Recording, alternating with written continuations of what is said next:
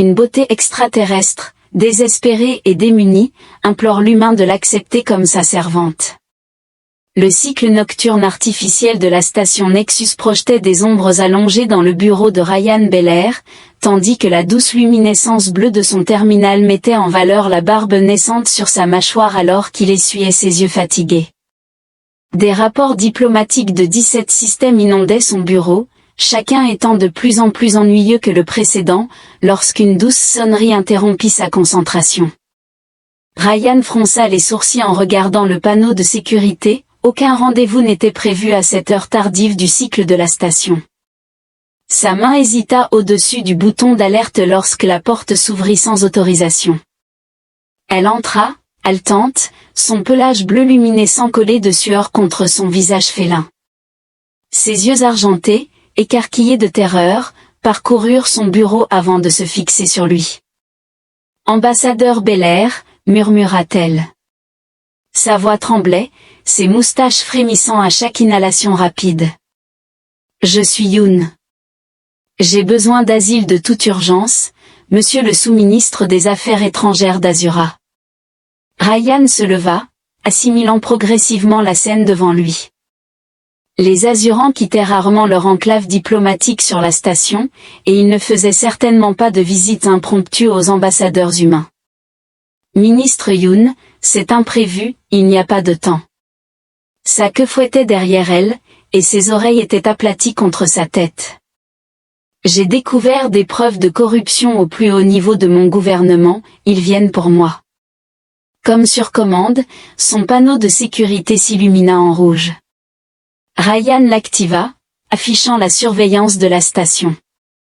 Un contingent de forces de sécurité azuriennes, revêtues d'une armure resplendissante, traversait le secteur diplomatique, mené par une grande silhouette à la fourrure gris-acier, la commandante Thaléiste, dont les griffes s'étendaient instinctivement de ses doigts. L'esprit du haut exécuteur Ryan parcourut rapidement les protocoles diplomatiques, les stipulations des traités galactiques et la potentielle crise interstellaire qui se développait dans son bureau. Les relations de la Terre avec l'hégémonie azurienne étaient précaires au mieux, abriter un ministre fugitif anéantirait des années de diplomatie minutieuse. « Pourquoi m'approcher ?» Ryan demanda en procédant à verrouiller la porte de son bureau. Les yeux argentés de vaisselle rencontrèrent les siens, car les humains sont connus pour suivre leur conscience plutôt que de simplement obéir aux ordres. Sa voix se fit un murmure, et ayant observé vos compétences en négociation, je reconnais que vous êtes différent des autres. Le panneau de sécurité s'est de nouveau illuminé. Des avis étaient diffusés dans toute la station. Les Azurans ont officiellement signalé un fugitif dangereux dans la zone diplomatique, Ryan a pris sa décision. Quelles preuves possédez-vous ? Ezel tapota le côté de sa tête, là où la fourrure bleue se transformait en un petit implant métallique, suffisant pour saper l'hégémonie s'il était divulgué. Le système de sonorisation de la station grésilla, annonçant la tension. Tout le personnel de quartier diplomatique est en confinement, signalez immédiatement toute apparition de l'Eslune nationale azurienne à la sécurité. Ryan s'approcha d'un tableau sur son mur, un panorama authentique sur toile du nord-ouest pacifique de la Terre, et le poussa de côté pour dévoiler un panneau de contournement manuel. Ses doigts naviguèrent habilement sur les commandes, révélant une porte dissimulée dans le mur. Accès d'urgence au quartier résidentiel, expliqua-t-il en lui faisant signe d'entrée. Une caractéristique standard dans les bureaux diplomatiques, bien que je ne m'attendais pas à l'utiliser. Essel demanda, « Es-tu certain de vouloir m'aider, sachant que cela te marquera aussi ?» Ryan observait le flux de sécurité affichant les forces azuriennes en avance, commandant. Le visage de Tal dominait un écran alors qu'il interrogeait un agent de station effrayé, « Je suis devenu diplomate pour provoquer un changement. » Pour s'abstenir de réorganiser les rapports, Ryan saisit son communicateur personnel. Mes quartiers privés sont 3 niveaux plus bas, le passage nous y conduira sans être détecté. Essel s'approcha de la porte dissimulée mais se retourna brusquement, sa main chaude et douce malgré sa physiologie extraterrestre entrant en contact avec son bras. « Merci, ambassadeur, dit-elle. Ryan, corrigea-t-il, sentant le poids de sa décision peser sur lui. Si nous devons nous engager ensemble dans un suicide diplomatique, autant que tu utilises mon prénom. Une trace de sourire tiraillait son visage félin. Ryan. Les alarmes de la station retentirent alors que les protocoles de sécurité s'activaient, les lumières d'urgence illuminèrent le couloir d'un rouge cramoisi. Ryan conduisit Ezil dans le passage et le sécurisa juste au moment où les lourds pas des forces de sécurité azoriennes résonnaient devant la porte de son bureau dans le tunnel de maintenance étroit. L'atmosphère était chargée de tension.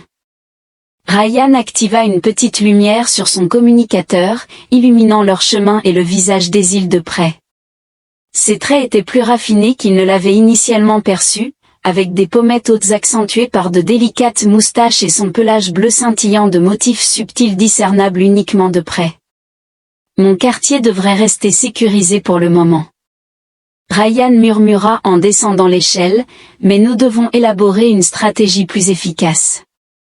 Les Azurans vont démonter cette station à ta recherche. Essel hocha la tête, ses oreilles pivotant pour détecter les sons venant d'en haut. Je possède des informations qui pourraient changer la trajectoire de l'avenir de mon peuple, il me suffit de les transmettre aux personnes appropriées. Ryan s'arrêta à un carrefour, examinant son communicateur pour obtenir des informations sur la station et les identités des personnes présentes. J'espérais, répondit Silver, ses yeux scintillant dans la lumière tamisée, que vous pourriez m'aider à discerner cela.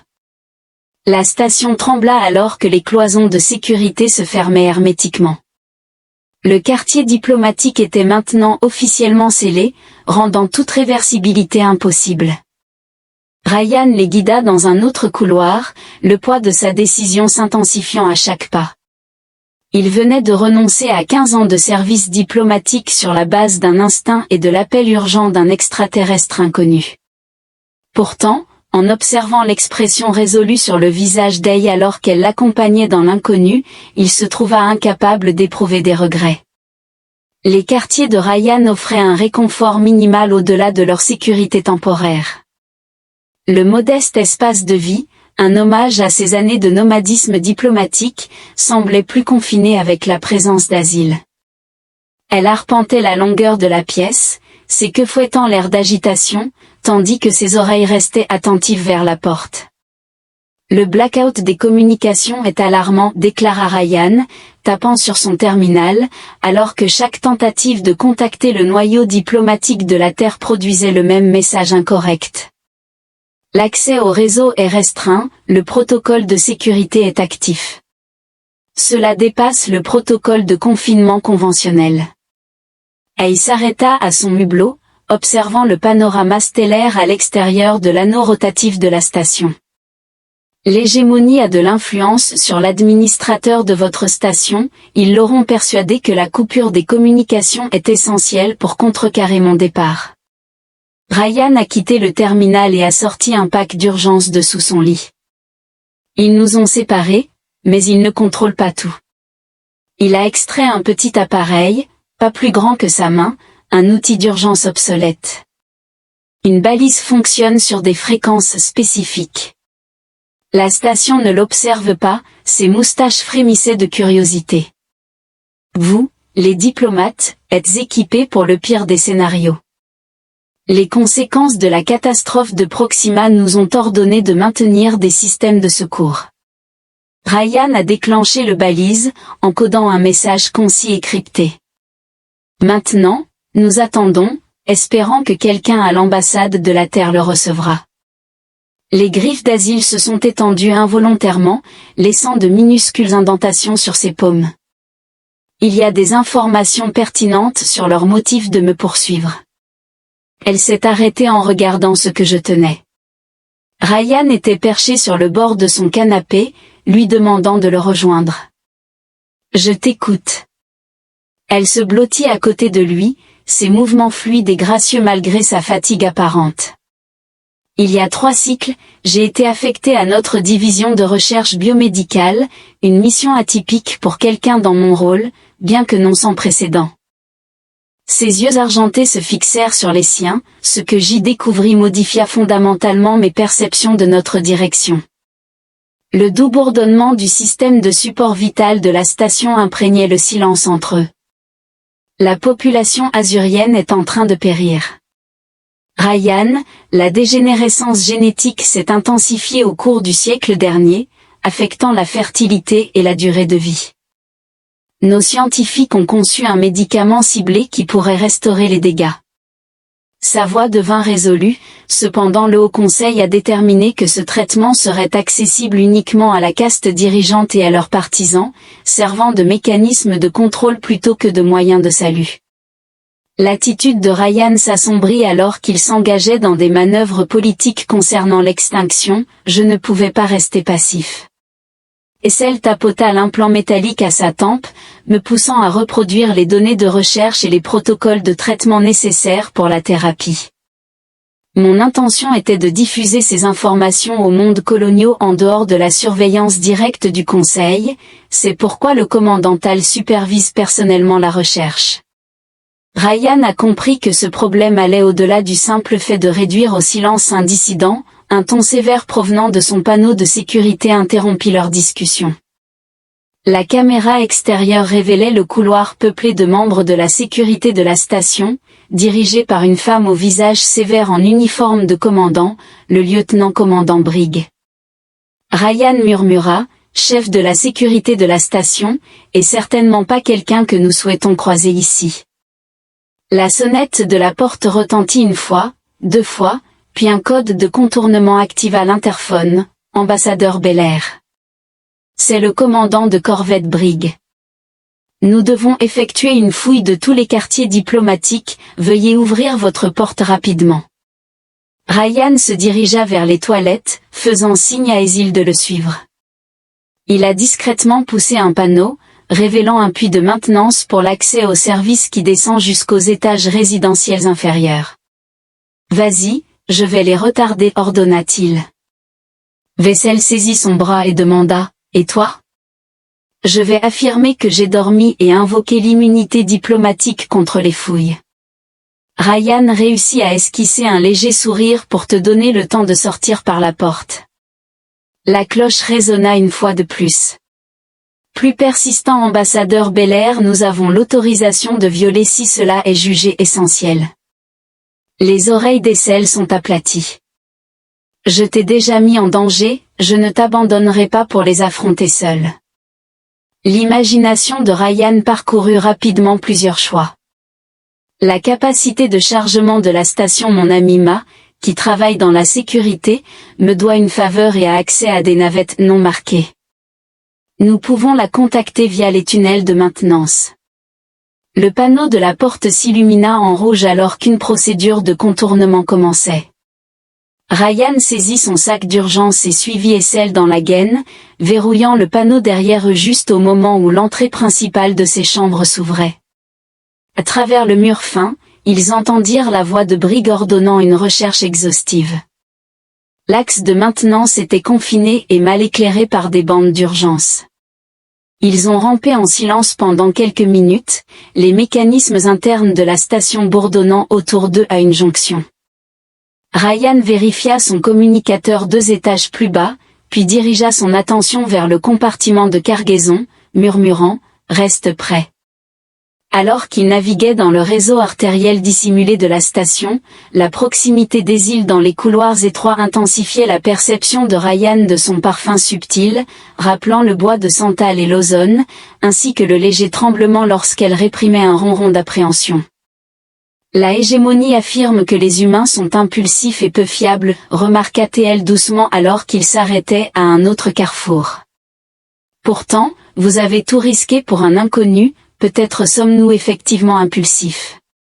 Ryan reconnut avoir consulté son communicateur, néanmoins, nous restons résolus à adhérer à des principes éthiques, même en cas d'inconvénient, alors qu'un bruit lointain résonnait à travers la gaine, incitant le personnel de maintenance ou les équipes de recherche à réagir rapidement. Ryan les invita à le suivre sur une route latérale, où ils émergèrent dans un couloir d'accès mal éclairé flanqué de tuyaux et de conduits. Ryan activa son communicateur, envoyant un bref message à Mika, qui répondit presque instantanément. Document 17, accéléré, des visiteurs arrivent. Quelque chose ne va pas, comme il l'a soudainement remarqué, ses oreilles tournant anxieusement. Ryan essaya d'écouter mais ne discernait rien au-delà du bruit ambiant de la station. Oui, Aurorienne, expliqua-t-elle en le traînant dans une alcôve. Quelqu'un approche, plusieurs individus. Quelques instants plus tard, le bruit rythmique des bottes blindées résonna dans le couloir. Ryan se pressa davantage dans l'ombre alors qu'une escouade de forces de sécurité azuriennes passait, menée par un officier à la fourrure distinctive couleur rouille. Le lieutenant Ranokil expira une fois qu'ils furent passés. Il fouille déjà le niveau de maintenance. Comment avons-nous laissé si peu de traces? L'attitude du vaisseau serait dit, il doit y avoir un informateur au sein de votre corps diplomatique qui a divulgué des informations concernant les passages d'urgence. La révélation frappa Ryan avec la force d'un impact physique. La notion de la trahison d'un collègue envers lui et les croyances de la Terre laissaient un terrible arrière-goût. Nous devons avancer, déclara-t-il finalement, cargaison. Le quai 17 est à 3 sections d'ici. Ils avancèrent prudemment à travers les couloirs de service, s'arrêtant à chaque bruit. À un carrefour, ils ont échappé de justesse à une patrouille d'agents de sécurité de la station en faisant marche arrière juste à temps. C'est trop coordonné pour une fouille aléatoire, murmura Ryan en optant pour un chemin plus long. Ils savaient exactement où chercher en arrivant enfin au niveau de la cargaison. Le vaste territoire s'étendait devant eux, peuplé de conteneurs de fret et de chargeurs mécanisés, tandis que le dock 17 était situé dans une région exposée avec peu de protection. Ryan observa la petite silhouette de Ma attendant à côté d'une navette de maintenance peu remarquable, elle vérifia anxieusement sa montre puis les caméras de sécurité.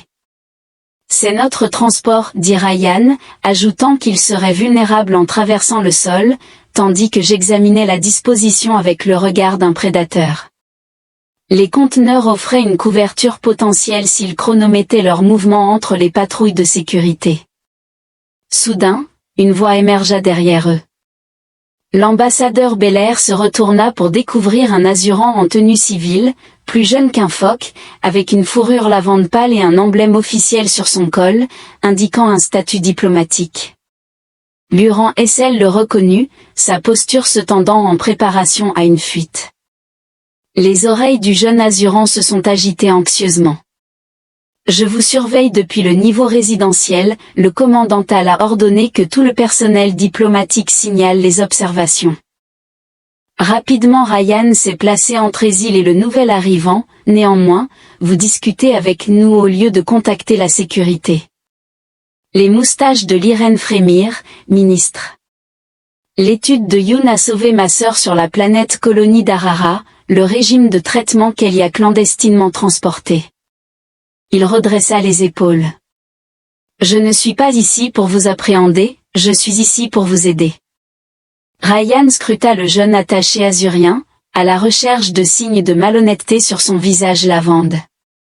Comment puis-je m'assurer que cette affirmation n'est pas une tromperie? Les oreilles de Liron tressaillirent de crainte, mais son regard resta inébranlable. Vous ne comprenez pas, mais à chaque instant que nous délibérons, les forces s'approchent de plus en plus. Il désigna un panneau de sécurité sur le mur lointain, où une lumière rouge commença à pulser. Ils ont élargi la zone de recherche à ce secteur. Essel avança, ses yeux argentés se plissant. Le protocole de traitement à rang est rigoureusement réglementé. Comment ta sœur l'a-t-elle obtenu? Un réseau souterrain, répondit-il.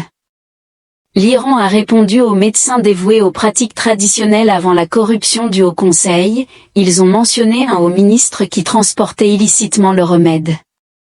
Ses yeux s'écarquillèrent lorsque j'ai reconnu vos contributions en examinant les dossiers.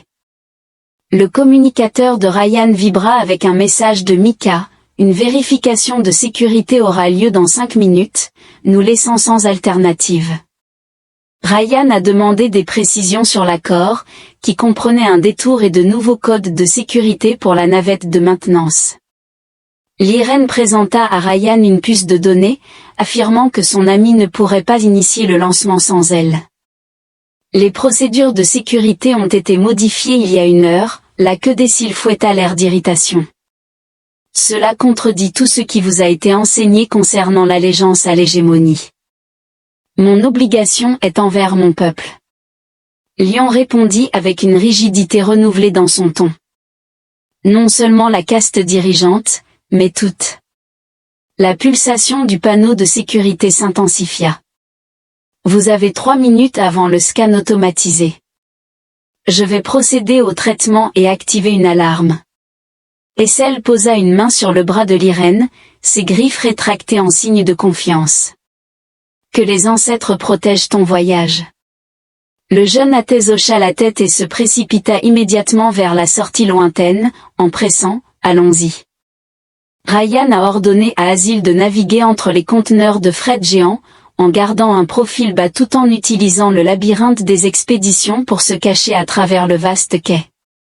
Mika marchait à côté de la navette, sa paume reposant sur l'arme à feu à sa hanche. Une alarme retentit depuis le secteur de traitement alors que la diversion de l'Irène incitait les agents de sécurité à se précipiter vers le bruit, dégageant momentanément leur chemin. Ryan saisit la main d'Asile, sa fourrure veloutée contre sa paume, alors qu'il courait à travers le quai non protégé. Mika les observa et actionna l'interrupteur d'entrée de la navette. La porte s'ouvrit avec un sifflement hydraulique, elle était bien trop attendue. Belair Ryan escorta Essel à l'intérieur, où un petit problème survint en raison de protocoles de sécurité modifiés. Dis-moi quelque chose que je ne sais pas, grogna Mika, claquant la porte alors que les systèmes demandaient des codes de contournement. Il me manque. Ryan inséra la puce de l'Iron dans la console. Les systèmes de la navette ont activé l'authentification. Triomphant, Mika haussait un sourcil. Tu as fait des rencontres intrigantes. Elle s'installa dans le siège du pilote. Où allons-nous? Et faites vite, mon superviseur est déjà suspicieux. Transport hors de la station. Ryan a mentionné une course de ravitaillement discrète vers le poste 47, tandis que Mika a proposé de commencer la procédure de lancement pour l'installation minière automatisée, qui avait un personnel limité prévu pour le départ dans 3 minutes. La navette s'est activée avec un bourdonnement visible à travers le hublot. Ryan observa des agents de sécurité entrer dans la zone de chargement en réponse à la conclusion de la diversion de l'Irène. Ils sont là, avertit-il. À quelle vitesse pouvons-nous décoller? Techniquement doués, les doigts de Mika manœuvrèrent rapidement sur les commandes, provoquant un mouvement de tangage du vaisseau lorsque les pinces magnétiques se relâchèrent, contournant les réglementations habituelles. Le vaisseau se lança du quai, avec les amortisseurs d'inertie peinant à compenser. Ryan et Ace se heurtèrent, sa silhouette élancée pressait brièvement contre sa poitrine. Désolé pour ça, appela Mika en manœuvrant la navette vers le vaisseau de ravitaillement. La douceur n'est pas une option lorsqu'on contourne la file d'attente. Le système de communication émettait des interférences. Navette de maintenance Delta 9, retournez au quai immédiatement. Vous enfreignez les protocoles de départ. Mika désactiva brusquement le dispositif de communication, exprimant son désintérêt. Elle dirigea leur vaisseau vers le grand navire de ravitaillement devant eux. Nous devons nous cacher dans la cale pour ce voyage. Quelle est la durée jusqu'à avant-poste 47? Ryan a demandé à propos de la norme de 16 heures. Mika a répondu, mais nous avons rencontré un autre problème.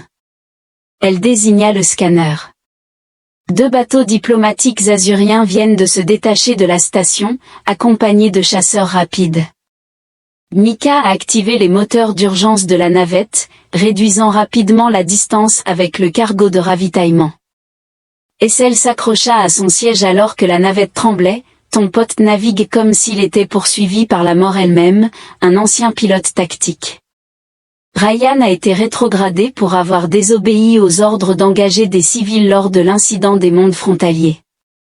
Mika a manœuvré leur navette dans la soute de maintenance du cargo juste avant que les portes automatiques ne se ferment pour le départ. Le petit vaisseau glissa à travers le pont, s'arrêtant contre un filet de cargaison alors que les moteurs du vaisseau plus grand s'activaient. Maintenant, nous devons rester dissimulés jusqu'à la fin de la séquence de départ. À travers le hublot, ils observaient les intercepteurs Azuran s'approcher du cargo. Une demande de communication est apparue sur leur console. Ignorez-le, ordonna Mika. Ryan a indiqué que le personnel normal des cargos est principalement automatisé et en nombre minimal, ce qui peut amener à attribuer l'absence de réponse à une défaillance de l'équipement. Le cargo a été secoué lorsqu'il s'est détaché de la station, et les étoiles ont commencé à se déplacer à travers le hublot alors qu'il s'éloignait de Nexus. Il n'était pas encore hors de danger, prévint Mika en désignant les intercepteurs qui les accompagnaient encore.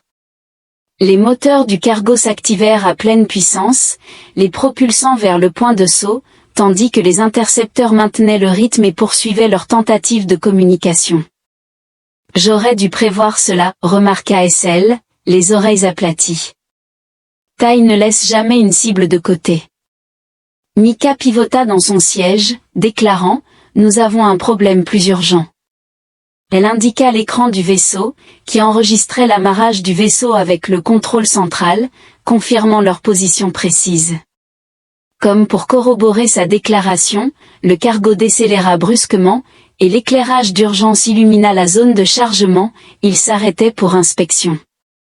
Ryan comprit que quelqu'un nous avait trahis lorsque la porte de la navette s'ouvrit, révélant non pas la sécurité aurorienne mais une femme humaine vêtue d'un uniforme de capitaine. Son visage marqué par le temps affichait de l'irritation. « Je ne suis pas au courant des absurdités politiques que vous avez amenées à bord de mon vaisseau, déclara-t-elle, les bras croisés, mais vous avez exactement 30 secondes pour justifier pourquoi je ne devrais pas vous livrer aux Azuréens qui insistent pour inspecter ma soute, déclara le capitaine Serrano. Mika déclara, se redressant davantage, voici l'ambassadeur Ryan Belair, il invoque les protocoles d'urgence diplomatique. Le visage marqué du capitaine resta inflexible, de tels protocoles n'incluent pas le fait de se cacher à bord de mon vaisseau. Ryan s'avança, déclarant, « Capitaine, je m'excuse pour l'intrusion, la situation est critique. » 2 intercepteurs Azuran me poursuivaient, et j'ai vu le regard de Serrano se tourner vers Ezil concernant son ministre. SL Yoon a demandé refuge sur Terre, a déclaré Ryan prudemment, car elle détient des connaissances cruciales pour la survie de son peuple. Serrano examina son affichage au poignet, les Azurans insistent sur une perquisition et une saisie immédiate, alléguant que vous avez enlevé une personnalité gouvernementale, ce qui est absurde. Mika intervint doucement.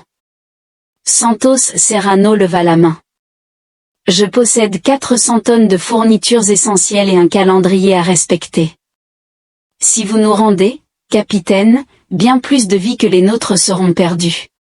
Serrano les contempla pendant un long moment.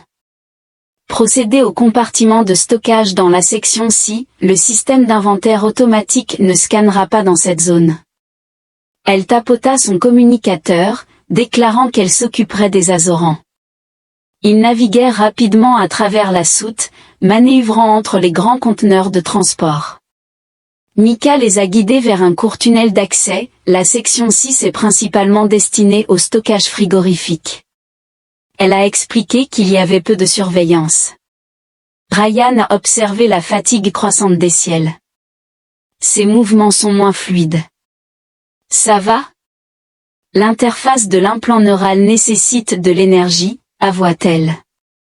Je n'ai pas fait de sieste depuis avant d'arriver à votre bureau, ils sont arrivés dans une petite zone de maintenance. Une crique située entre les unités de réfrigération, la zone confinée offrait peu de confort mais une dissimulation exceptionnelle. Repose-toi ici, déclara Mika. Je dois retourner à la navette pour éviter de susciter des soupçons si je suis découvert seul. Après le départ de Ma, Ryan a organisé les coussins des bagages en un lit improvisé, en disant « Tu devrais dormir, je ferai le guet ». Azil s'est effondré sur le rembourrage, la fatigue évidente dans chaque contour de son corps.